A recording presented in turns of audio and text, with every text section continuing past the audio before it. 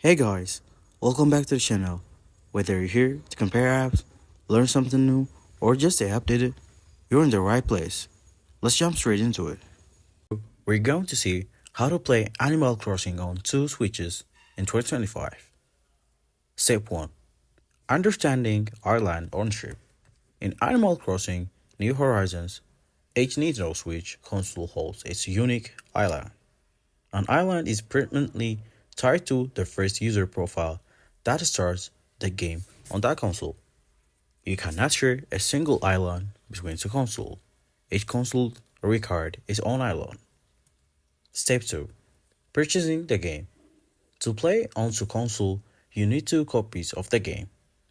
Digital copy. Purchase the game from Nintendo eShop. Download and install it on both consoles. The next one is physical copy. Buy a physical cartridge. Insert it into each console when playing. Step 3. Setting up a user's profile. Create a new user's profile on each Nintendo Switch console. Link each profile to a separate Nintendo account. This ensures that each player has their own save data and island. Step 4. Playing together.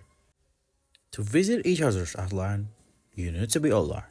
A local multiplayer connects both consoles to the same Wi-Fi network.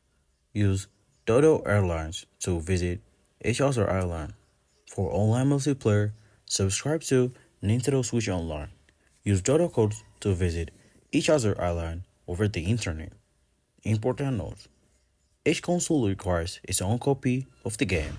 You cannot play on the same island on two consoles simultaneously. Ensure both consoles are updated to the latest system software for optimal performances. Feel free to share your experience or ask questions in the comments below. Happy gaming!